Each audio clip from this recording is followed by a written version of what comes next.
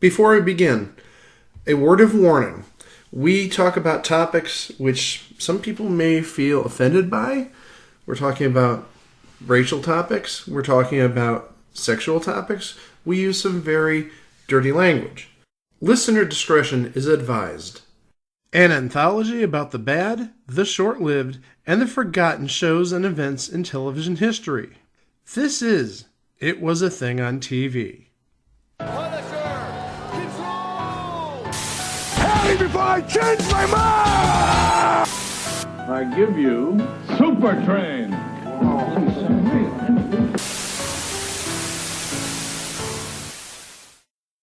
Episode 360.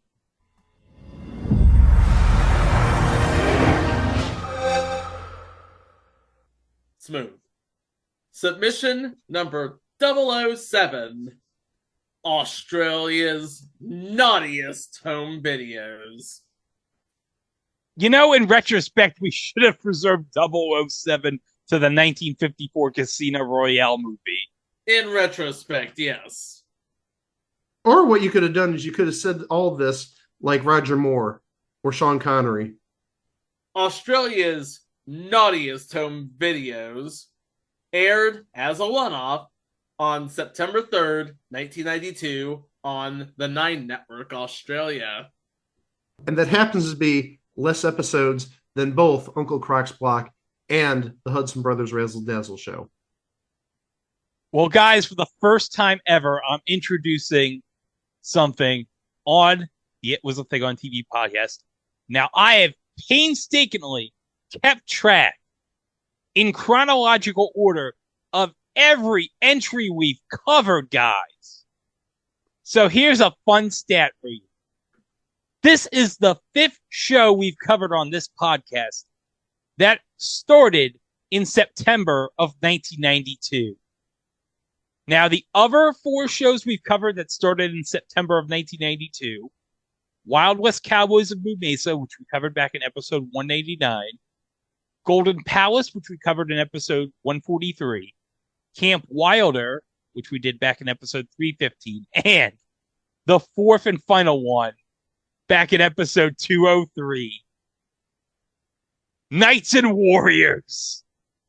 And let me just say, King Arthur, he would not be proud of Australia's Naughtiest home videos. You never know. You don't know how much of a pervert King Arthur was. Who knows?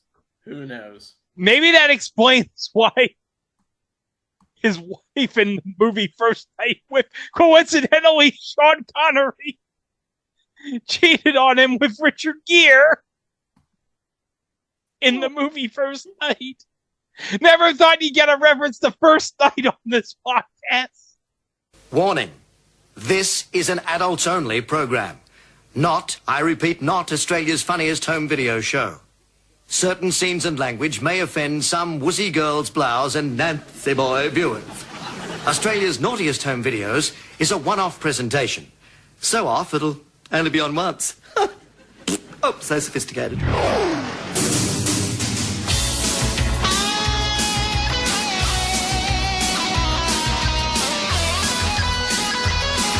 Yes, it's Australia's Naughtiest home videos. The program recommended by 9 out of 10 doctors, 4 out of 5 social workers, and 2 out-of-work truck drivers.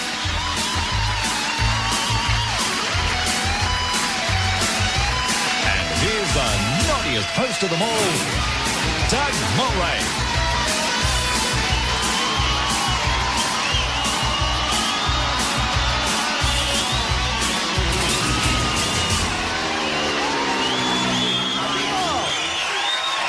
My God, I can't believe you actually found the opening to that.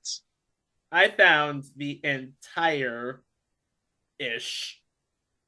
program. Entire-ish? Entire-ish. It's quite an interesting story, and we gotta go back a bit to the beginning. In 1986, Tokyo Broadcasting System launched a series called Kato-chan Ken-chan Gokiken Terebi, or as Anglophones would call it Fun TV with Kato-chan and Ken-chan. It was basically a television variety show in Japan, mimicking the Carol Burnett Show in the US or the Betty Hill Show in the UK. But before 1990, it was known primarily for entertaining Leslie Nielsen for an episode. True story, Leslie Nielsen made an appearance on Fun TV with Kato-chan and Ken-chan. I got a question before we go on, just because I'm curious. Uh-huh. If you know, was he trying to promote The Naked Gun at that time? Because that would have been 88, and you said this started in 86. I do not know. Okay. This show aired in concurrence with the rise of the affordable home camcorder, particularly in Japan. So, part of the show was dedicated to viewer-submitted, unintentionally funny home movies in which the hosts, Ken Shimura and Cha Kato, would comment. Once upon a time in 1989, Vin DeBona, American producer, he was traveling through Japan and ran across this show. So he struck a deal with the Tokyo Broadcasting System, TBS, to bring a version of this show to America. That show, of course, would be called America's Funniest Home Videos. And our Sunday nights were filled with such fun from Bob Saget, narrating funny clips of ball shots. Oh! And also, we should add, the announcer was Ernie Anderson, and you know how much we love him around here. Of course, Bob Saget was the original host of America's Funniest Home Videos. And following him would be, in order, Daisy Fuentes and John Fugelsang as a team, Richard Kind in a series of specials, D.L. Hughley in a series of specials, Mike and Carrie Kasem in a series of specials, Stuart Scott in a series of specials, Steve Carell in a series of specials, and then a full-blown revival with Tom Bergeron, followed by Alfonso Ribeiro, who hosts to this very day. Now, Steve Carell, would that have been before The Office when he was still on The Daily Show? I believe it would be. Oh, it had to be, because didn't Bergeron start on America's Funniest Home Videos like late in the Hollywood Squares run, like 2002-ish? 2001, actually. So I'd assume that Steve Carell was before Tom Bergeron, you'd think. Yeah, the series of specials aired between 1999 and 2000. Sort of as a test flight to see if they would want to continue it as a series after Daisy Fuentes and John Fugelsang hosted. That was terrible. No, you mean nearly killed the franchise. Oh, God. Yeah. That was so unwatchable with John Fugelsang and Daisy Fuentes. Don't let them go. Planetarium. Oh, why, Van Gelder? The machine is... The machine is... that's probably bad. He's been talking about the machine for hours. That and Daisy Fuentes. Why? Why America's Funniest Home Videos? Why? So that was actually the first TV show licensed by TBS to air the Funniest Home Videos format. Fun fact, ABC to this day pays a royalty to TBS for use of the format, never mind the fact that Kato and Ken have not been on air since their video game dropped on the TurboGrafx 16. Wait, they had a video game on the TurboGrafx 16? Time out. Let me be clear here. In Japan, it's the PC Engine. Oh, let's the get PC that Engine. straight. The PC Engine. If you want to be all Japanese about it. Hey, they don't call our Genesis games. They call them Mega Drive. Mega Drive games. Yes. So yeah, Kato and Ken had a video game on the PC Engine. It was localized and stripped of all of the ribald humor, and released in the U.S. as JJ and Jeff. The hell is JJ and Jeff? Wait, was it a game based around DJ Jazzy Jeff? No. And that's why it didn't sell well. DJ Jazzy Jeff could have had his own TurboGrafx 16 game, and, well, let's be honest, it wouldn't move any TurboGrafx 16. No, it would not. Nobody owned the TurboGrafx 16. No, they did not. I wanted to own a TurboGrafx 16. My brother wanted to own a TurboGrafx 16. There's just one problem with that. You're paying more money for less power than the Genesis. Well, hold on. Now you can go to like any used game store and get a TurboGrafx 16 and buy like a Turbo EverDrive, and you can put all the TurboGrafx 16 ROMs and PC Engine ROMs on there, and you can play every game to your heart's content on it. Don't they have like a miniature TurboGrafx 16 that you can get? Oh yeah, because Konami now owns the rights to the TurboGrafx 16. So yeah, they put out their own mini console when the mini console craze happened in the late 2010s. Yeah, and that was until the Sony PlayStation Classic killed it. Wait a second, guys. I'm actually looking up stuff about JJ and Jeff the video game. It was released on the Wii Virtual Console. Now, obviously, yeah, it's long gone. The eShop for Wii is gone, and actually, as of the time you hear this, I think the 3DS and the Wii U virtual shops are closing on the 27th of March. So okay, so it's going to be about a week from now. So if you want to get anything, get it fast. But oh my gosh, this was actually on the Wii Virtual Console. Wow. Wow, indeed. Anyway, the format for this show, for Fun TV with Kato-chan and Ken-chan, it was exported to at least 20 countries, and it's still running in 4 of them. Of course, it's still airing in the US. It's airing in Brazil. It's airing in Italy. And it's airing in Czechia, or the Czech Republic. Who knew the Italians loved their ball shots too? But until 2014, it was also airing, and it's one of their longest running airs from 1990 to 2014 in Australia.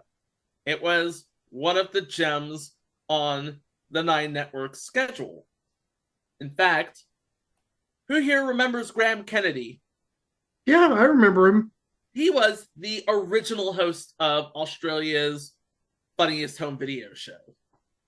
He has since been replaced by Jackie McDonald, Lisa Patrick, Jo Beth Taylor, Katrina Roundtree, Kim Kilby, Tony Pearson, and finally Shelley Kraft. Lisa Patrick, by the way, was in Future Entry Live-In on CBS during the early 90s. But around this time, 9 Network commissioned a version of the show, because you know how this show works. You send in a video. If the producers like it, they put it on the show to play for the money, and then they vote on who wins the money, and whoever gets the most votes wins. But there are certain videos that will never see the light of day on that show, if were not for content or the racy aspect, as it were.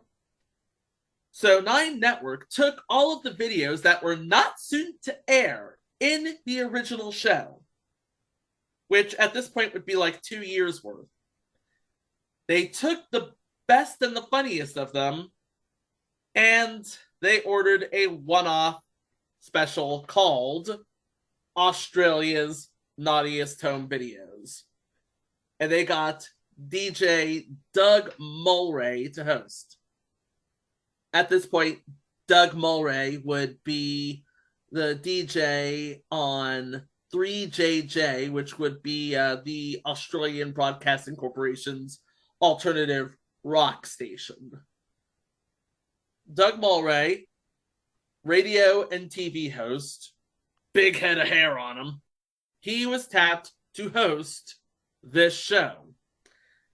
And this show was shot on a modified version of the Australia's Funniest Home Video Show set, where everything was toned down, everything was brightly lit, and there was a guitarist in the house.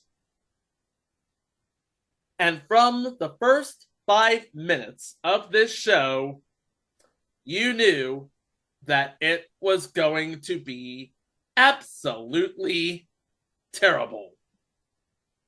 I have queued up the broadcast as it originally aired. The following jokes were made in 1992 as they originally aired. It includes a rip on Rodney King at the time. It was wrong. Come on! It was wrong then. It is wrong now. Jeez. Yeah, I told you. Terrible. Well, beyond terrible, it's tasteless. Yes.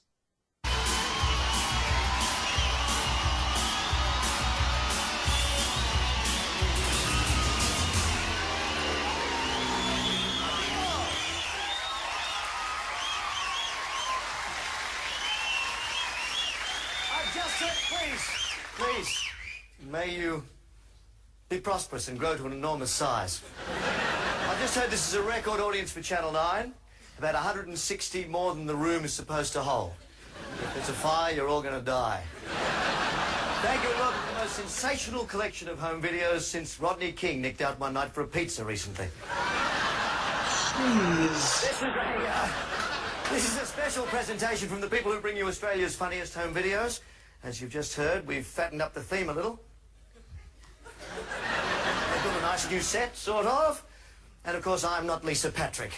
I'm not Lisa. Mind you, well, you could clap that, couldn't you? I think Greg's reaction speaks for all of us. Actually, also Chico with his arms folded, I think, speaks for all of us. Arms folded and head shaking. Yeah, that's not off to a good start. No. It couldn't go downhill from here, could it? You want me to keep playing the video, don't you? Boy, Uncle Croc's block looks really good in retrospect, doesn't it? Yeah. Although I did cut down one of her frocks.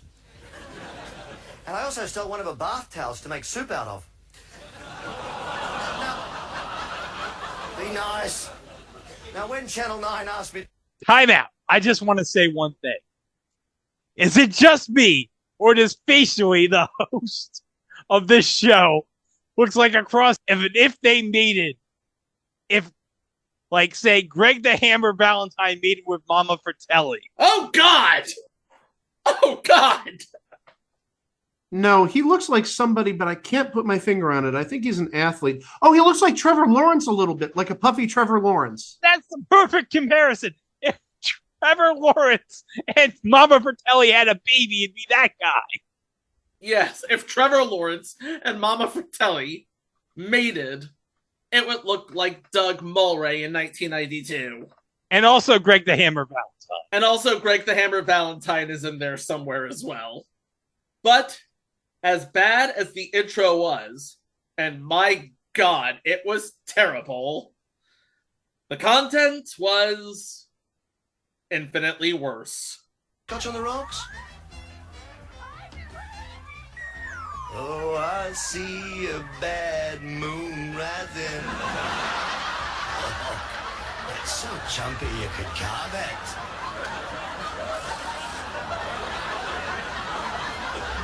Here at the Ferndangler Institute, our novel genetic research program continues unabated despite budgetary cuts. Not many people see value in the crossbreeding of totally unrelated species, but let them laugh. Just wait until we breed a bird that only pets on postman. This is called shiatsu massage. It is designed to stimulate and revitalize the internal organs. If I am pressing you here, your digestive system will be working on the double. Oh, perhaps I am touching a little bit too hard. This little girl has lost her purse. Hey, Mr. Kangaroo, is that her purse down there? No, it must be his. I think we need to go over what we just saw, because we saw 4 clips there, I believe. We did see 4 clips. The first clip was a bungee jumper who apparently lost their bottom, or it went over their head. They're wearing a skirt. Let's also add that. No, I'm pretty sure that was a kilt. Okay, it was either a skirt or a kilt. The point is, it was not trousers. It was not pants. Yeah, and I say it was a kilt because it went over the jumper's head as they were going down. And then after a while, we see the jumper's buttocks. Yeah, we see her ass. And the second clip was a dog humping a duck. The third clip was a pair of elephants. One elephant was on top of the other, and the elephant, I believe, that was on the bottom, defecated as a result of the weight of the first elephant. There's no proper way of dressing up what happened in the fourth clip. A girl grabbed a kangaroo's change purse. That's the best way of saying it. That is the best way of saying it. Especially since down in Australia, they do make coin purses out of that. Use your imagination, kids. So this continues for, I want to say, 15 or so minutes, while Kerry Packer is somewhere in Australia eating dinner. Hold on. Before we say anything, who is Kerry Packer? I'm glad you asked that question. Kerry Packer was a media mogul in the day, and by this time, he would own 9 Network. The Packer empire included Robert Clyde Packer, his grandfather who owned 2 Sydney newspapers, and his father, Sir Frank Packer, who was one of Australia's first media moguls. His son, James, was executive chairman of PBL before resigning in 2008.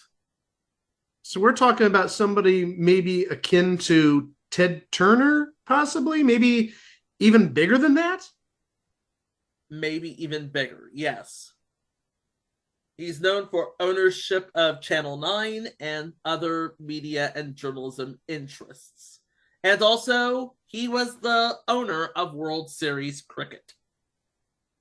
Through his family company, Consolidated Press Holdings, Packer was the major shareholder with a 37% holding in Publishing and Broadcasting Limited, the aforementioned PBL, and until his death, he owned 9 Network and Australian Consolidated Press, which produces many of Australia's top-selling magazines. He was also involved in a number of other gambling and tourism ventures, notably Crown Casino in Melbourne. And 9 Network and Australian Consolidated Press has since been divested to PBL Media. This was after his death. Widely respected in business circles, courted by politicians on both sides, and widely regarded as one of the most astute businessmen of his time, despite having been a poor student, Kerry Packer's reputation was legendary, and he made some good investments. But again, he was not a self-made man. He was a product of his family business. Until his death in 2005, he was the man behind 9 Network, which was airing this show. So Kerry Packer, who was having dinner, gets a phone call about what was going on his network. So he turned on TCN 9, which was the flagship station of the 9 Network. It would be like you're having dinner in New York and you turn on WABC for the flagship station of the ABC network. And what followed was perhaps one of the most legendary telephone exchanges in Australian television history. He called the studio operators. He called Master Control and uttered one sentence, 6 words long. Greg, would you like to do the honors? Get that shit off the air! And within minutes, the show was pulled off the air. Depending on where you were watching in Australia, one of 3 things happened. The show threw to a commercial, at which point a sounder played, and I have the sounder here too.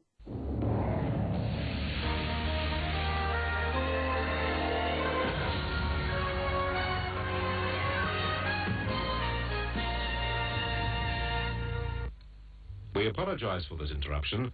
Unfortunately, a technical problem prevents us continuing our scheduled program for the moment. In the meantime, we bring you a brief alternative program. That was the sounder that aired all across Australia. So, the first option, they went to a commercial and that sounder played. The second option is during the commercial, they would get the cue to cut the feed, and then as they were coming back to the show, that sounder played. Or if you were living in Perth, you did not get the show at all. Instead, you got alternative programming. But in the East, the rest of the show was substituted in with an episode of Cheers. Despite Packer's objections to the series, it was a hit.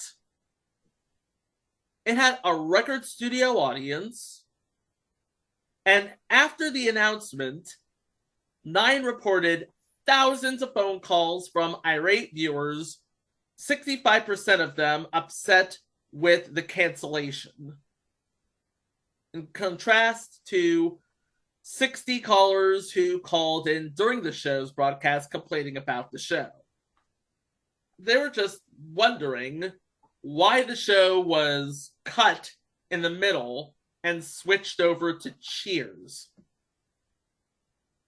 This story made headlines the next day.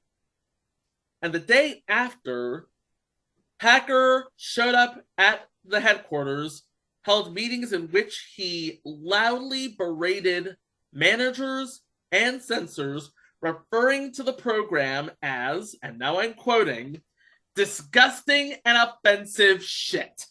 After which, Mulray and many of the staff who were involved with the creation of the special were fired. And Mulray was banned for life from Channel 9.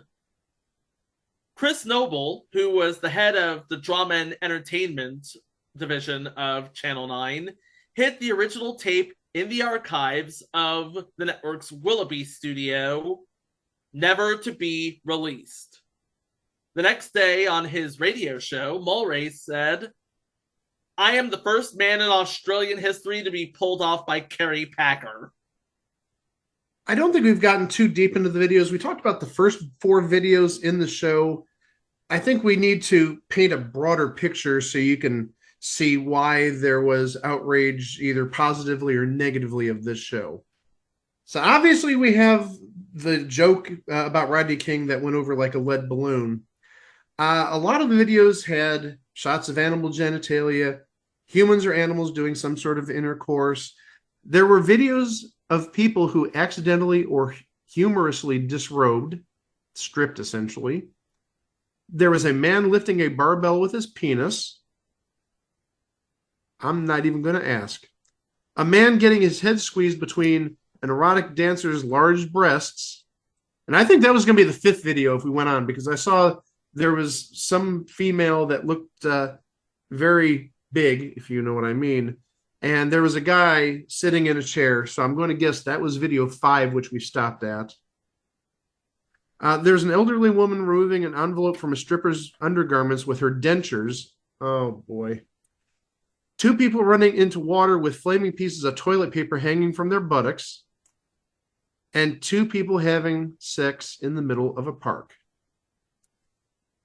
So, naughty does not describe these videos. I think indecent describes most of these videos, especially if there's no blurring. I'm sure there's creative blurring, but like, how do you even show a video of a person lifting a barbell with his penis? That's a penis. How do you show that sort of thing, Mike? Very carefully. Well, very carefully, obviously. But I understand that Britain is very lax about nudity and stuff like that. But also at the same time, isn't Australia like really big on censorship? I know with video games, they're really strict about video game censorship. Maybe they're not as concerned about TV censorship. I don't know. I couldn't even begin to tell you.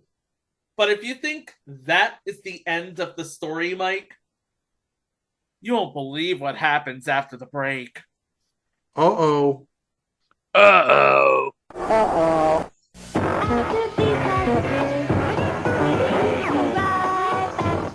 It's Australia's favourite gift shop. And if you buy the two together, you actually get a free set of steak With knives. Glenridge and Marina Prime. Sale of the century! Brought to you by Maya. It's all right, Marina. Hold yourself together. 7 o'clock tomorrow night on Channel 9. Cheers, the final episode Australia's been waiting for. You want to know what I love? Beer, Norm? Yeah, of course. An emotional and hilarious movie-length special that brought America to a standstill. Will you marry me? No! The highest rating program watched by 90 million people. This is the best day in the history of Cheers. And Shelley Long returns to say farewell. I'd hardly call myself a star. Well, I didn't say you were. Cheers, the big finale premieres at the special time of 8:30 Thursday on Channel 9. How to speak Australian. Elbows down, keep it clean. That's it, mate. And Mum moves in. Marriage counsellor. Beer. Foster's Australian for beer. The speeding truck. The dog you swerve to miss.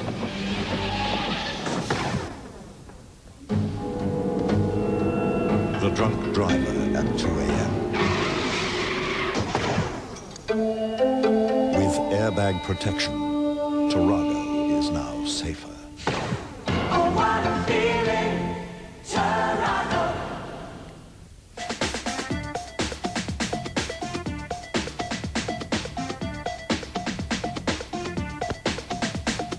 Wiggle it just a little bit. I want to see you wiggle it just a little bit. I say, ooh, wiggle it just a little bit. I want to see you wiggle it just a little bit. I say, ooh. Feel trim, feel good with Paul's Trim. 7:30 Thursday, let your taste buds get away to the adventurous, the fun, Definitely my kind of fishing. and the exotic. What cooking? It's a getaway food and drink special. Cheers. Thursday, 7:30 on Channel 9.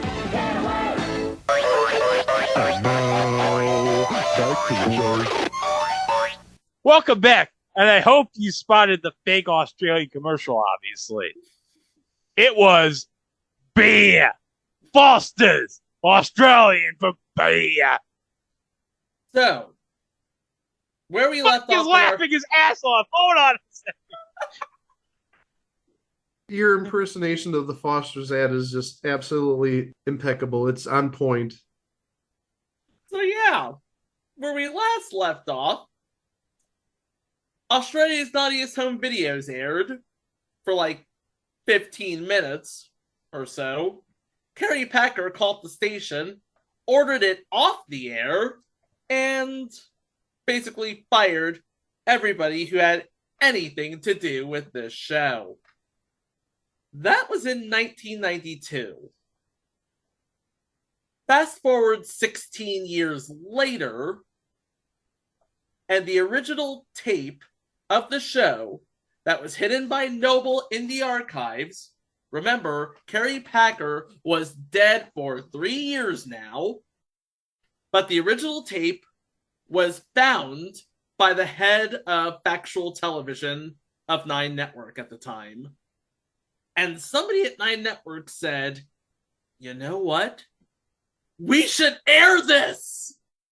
The show was aired, somewhat semi-quasi-censored, at 8:30 on August 28th, 2008, 1 week short of 16 years since the show originally aired.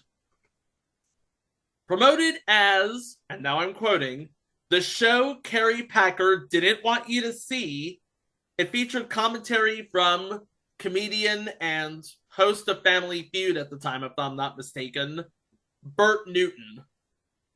No, Bert Newton wasn't hosting Family Feud at that point. And actually, it was called Bert's Family Feud. They attached his name to it. He only hosted Family Feud, I think, 2006 to 2007. So this would have been probably a year or so after the cancellation of Bert's Family Feud. But yeah, Bert was invited to give running commentary on the special. Like I said, Carrie Packer died in 2005, and Doug Mulray, even though he was invited back to 9 to judge Starstruck shortly after Packer's death, by the way, Starstruck, hosted by Larry Emder and Katrina Roundtree, based on the Stars in Their Eyes format.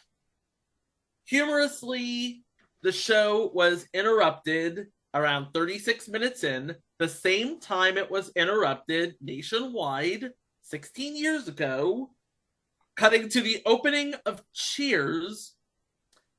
And then in comes Bert Newton, who said, instead, they get that announcement of technical difficulties, which you heard, which was true. It's technically very difficult to keep a show on air with Mr. Packer on the phone yelling at you. And so the special continued. Like I said before, it was censored, and portions of Mulray's monologues, including jibes about fat kids, were cut as they were deemed to be no longer socially acceptable. They better have cut out the Rodney King joke.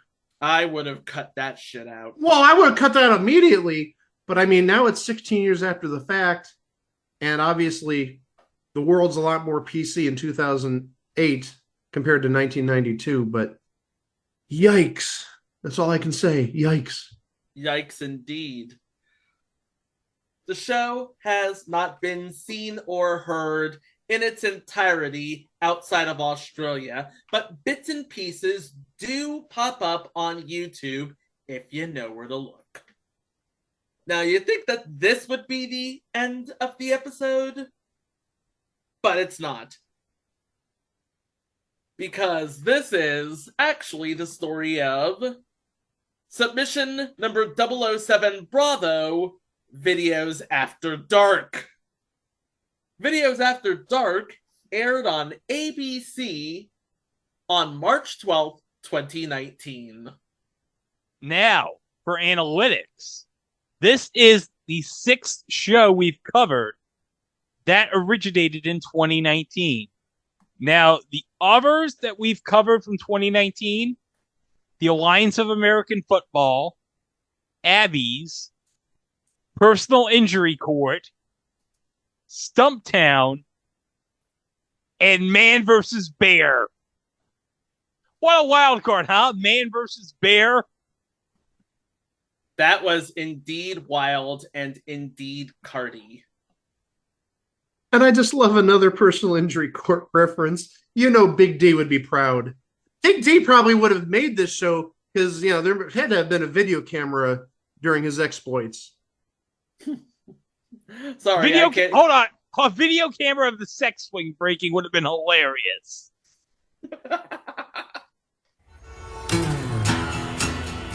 It's the end of a long, hard day. We all need a funny show. The world has changed so much since we started videos. Get the little ones off to bed and don't watch this alone. It's time for Videos After Dark. Looks like you did try this at home.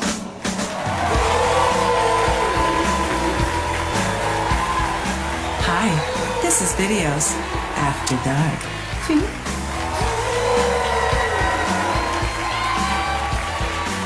And now, ladies and gentlemen, please welcome the host of Videos After Dark. That's right, he's back. Bob Bob Saget. You know what the best part of that open was? That giant neon sign, the big pink circle, and there's the headshot of Bob Saget in blue neon. That's gorgeous. That's the only good thing I'm taking away from that. Gene, what did you think about that neon sign? You're gorgeous. That was the only thing you could think to take away from that. Yeah, I mean, that was the only positive I took out of the opening.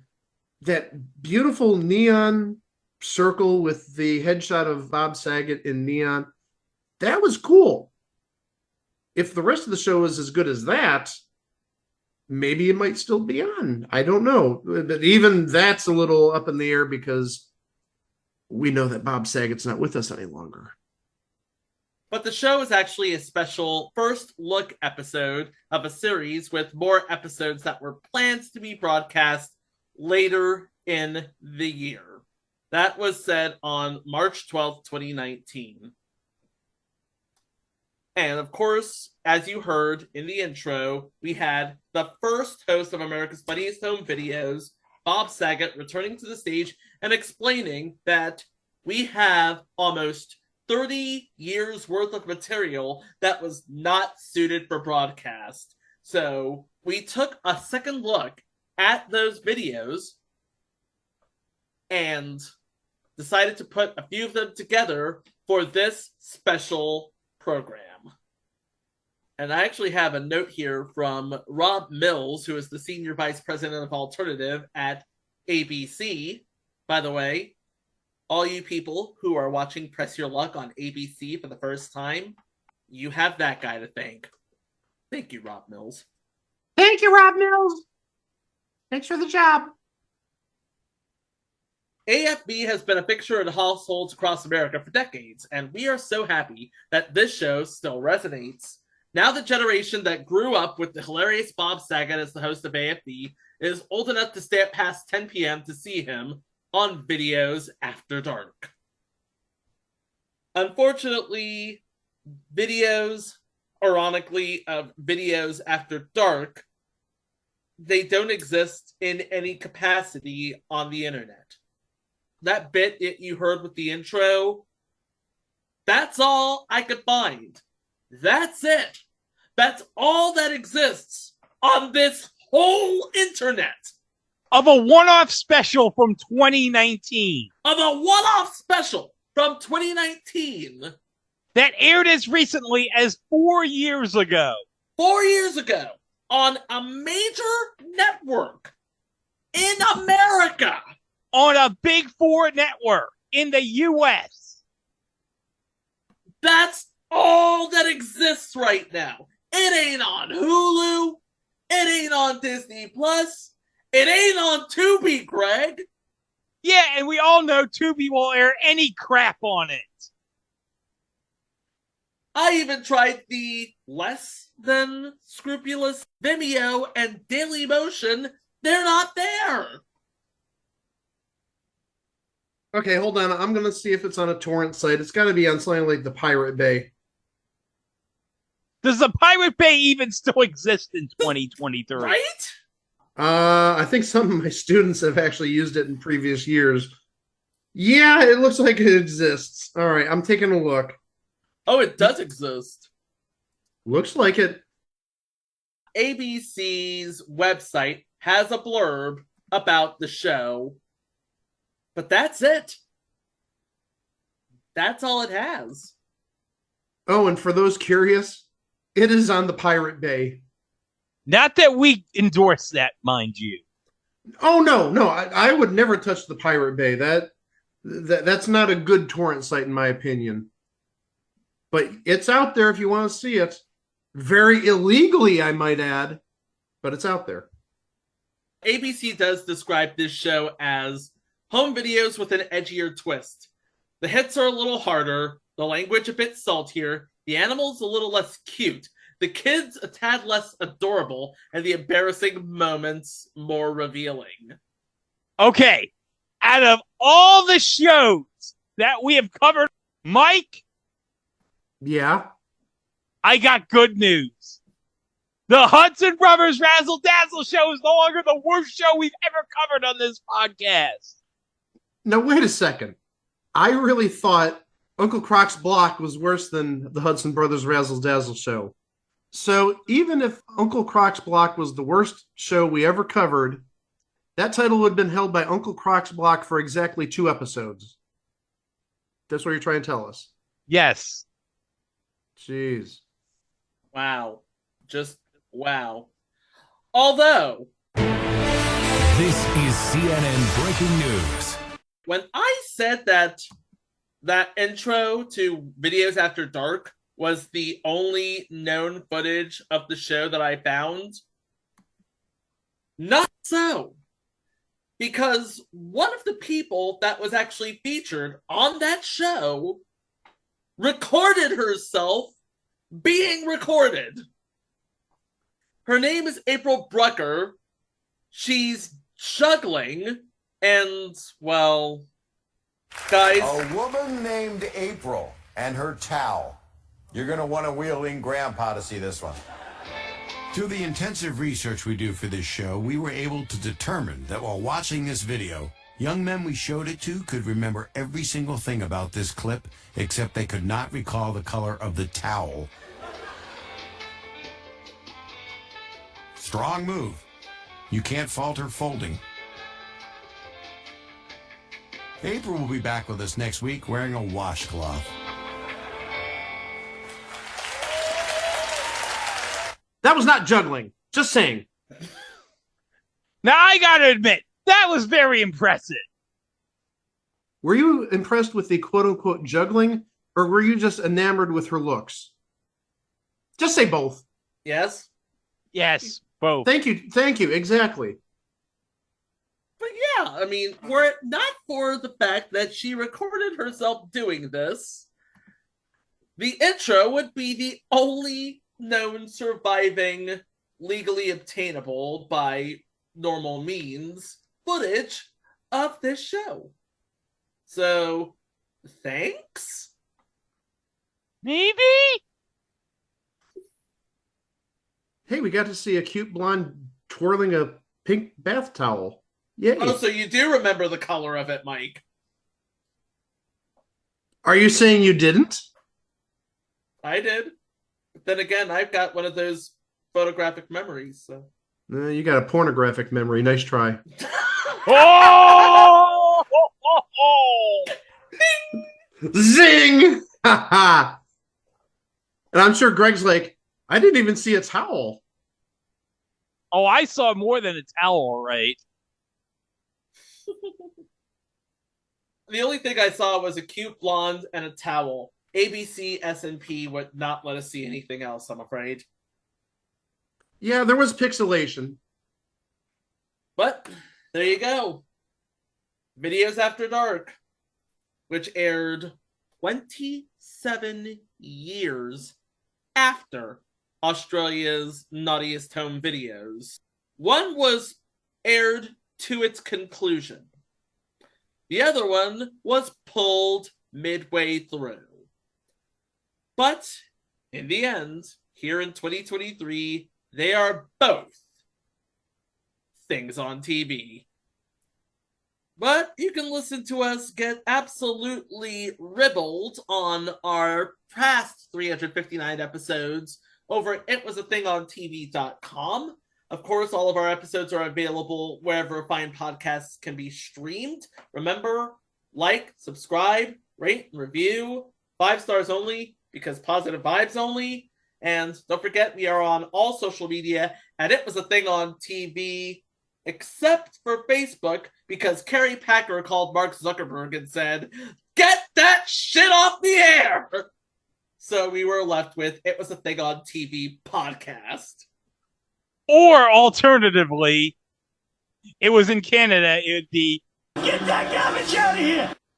And in Cleveland, it's Get that big stuff out of here! And don't forget, we are also on YouTube. Do not forget to like, subscribe, hit the notification bell so you can stay up to date on all of our previous entries and all of our future entries as well, including what we have on Thursday as Lost in Translation Week 3 continues with a show that lasted about 42% shorter than Hudson Brothers Razzle Dazzle Show or Uncle Croc's Block. Did you really do the math there? I totally did the math there. Chico's math is good. His phrasing is a little off. The show that we're going to cover on Thursday, it lasted 42% as long as the Hudson Brothers Razzle Dazzle Show and Uncle Croc's Block. But if you call now and promise to tell a friend about it, I will include, at no additional charge, Lil Rel Howery and a bunch of Lil stunts. Because Lil Rel... Anyway, this will all make sense next time, right here on It Was a Thing on TV. For Greg, for Mike, I'm Chico. Thank you ever so much for listening. Please be kind to each other, and we will see you para la próxima. Wow! That's a penis.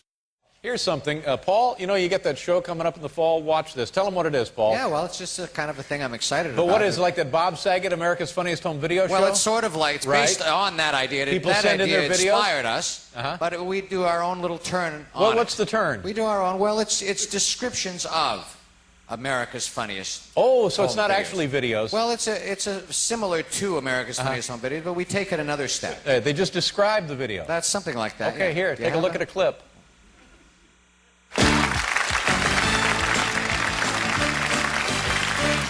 Hi, welcome back to Descriptions of America's Funniest Home Videos. For people who've lost or damaged their videotapes or who just never had a video camera in the first place. It's time to choose tonight's winner from our 3 finalists. Let's review their video descriptions again. Here's Sally Scott with Wading Pool. My husband was filling the wading pool in our backyard, and our little boy came up behind him and knocked him into the pool. Yes, he was all wet. Now here's Tom Barker with Happy New Year. On New Year's Eve, my brother-in-law opened up a bottle of champagne, and the cork hit me right in the nuts. Talk about a hangover. Now here's our 3rd finalist, David Letterman with Cool Cat. I dressed my kitty up in a miniature tuxedo, and then I would move her mouth open and close like that so she was lip-syncing to New York, New York. Great, now let's see which video description the audience chose. And the winner is Happy New Year! Congratulations to our $10,000 winner, Tom Barker. Till next week. Wait a minute. I deserve that prize. That was a real tuxedo that I put on my kitty. Have you ever tried to put clothes on a kitty? Those cufflinks were actual onyx cufflinks. They cost me 40 cents. Looks like it's going to be a big hit, Paul. Kind of excited. I got my Fingers fingers crossed. Thank you. Thanks for the good wishes. 20 minutes later. That's Well, it! That's It's it! over! It doesn't matter. Doesn't matter. It doesn't matter. Ladies and gentlemen, I've said it before. I'll say it again. You can't script March. Wow. We saw history. My God. And hold on, didn't Fairleigh Dickinson win in the first 4, if I'm not mistaken? I believe so. So they would be the first 16 from the first 4 to advance for the second round? Yep.